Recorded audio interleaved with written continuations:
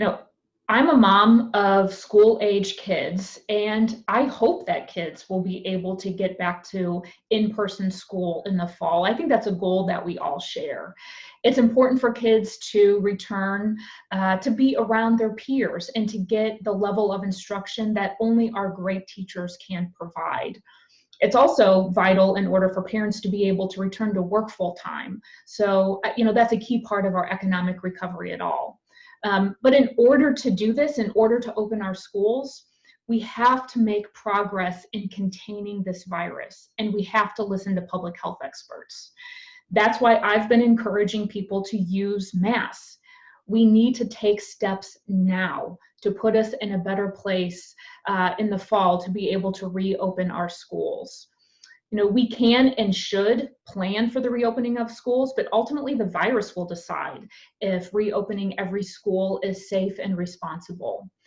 So the steps we take now to slow the spread of COVID will determine whether we can do that.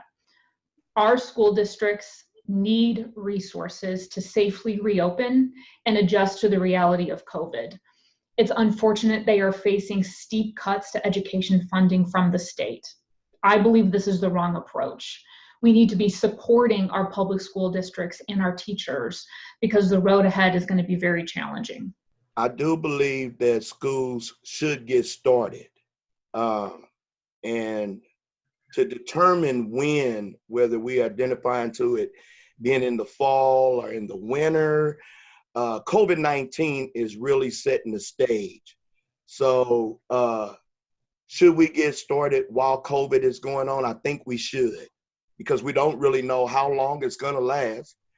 But while we are waiting, we do need to start somewhere in getting our children back into the educational format of schooling. And so I do, but also it needs to be a lot more sophisticated thinking and strategizing how, and that's where we are right now. And I think that it's going to be a tweaking as we go along. But do we need to get started now? Yes, but it's going to counter a lot of sophisticated thinking and planning strategically because of the broadness of different school districts, the different educational components for our disabled children, dyslexia kids, all of that. It's just a lot. And so let's get back to it, but we got to be really careful in how we're doing it. I think that those teachers and those parents in those particular districts know what's best for their children right now. And I think that if they have not already started that type of meetings and trying to cipher through what's going to be best for those children that are more advanced than others, coming into the physical buildings, what is that going to look like for those children that need social activities versus those that can stay vigilant, without it. I think that's going to be the place of the administration, parents getting together and trying to figure out what's best for the child.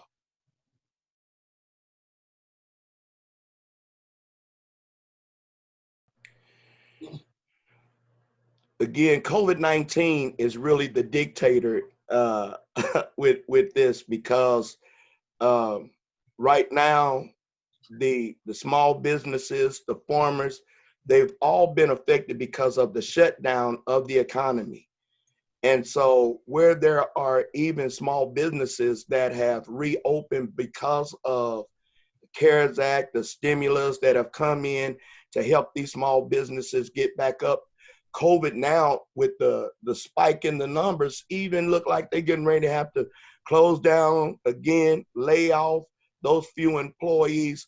So again, during COVID-19, it's going to take the genius that is within each individual to come up with a sophisticated plan on building things back, being patient to build things back as COVID-19 continues to exist. So I think that's what we're going to have to really look at. And I don't think it's really clear cut. I don't think no one really has a concise pathway to a solution. And if anybody can put their finger on exactly how something can go according to plan during COVID-19, they are above COVID-19.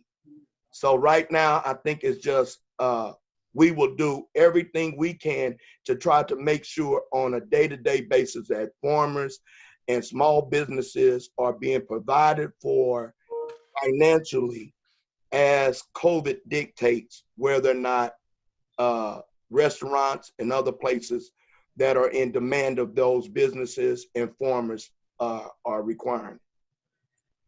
Yeah, and look, everyone has been impacted, some more than others, and certainly the impacts are significant. Our recovery from COVID will be the defining issue of our time. And even before this current crisis, too many Missourians were being left behind. Our economy has been set up to benefit those at the top, and our healthcare system has left too many people without the healthcare coverage they need. So when this crisis hit, it exposed cracks in our system that have existed for a long period of time and have just made those cracks even worse.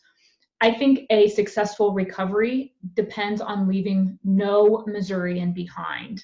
And that means seizing the opportunity to expand Medicaid, to give 250,000 working Missourians currently living without health insurance access to the health care that they need. Medicaid expansion will also bring our tax dollars home from DC so we can invest in our healthcare system and grow jobs and opportunity, not just in our cities, but in rural communities too.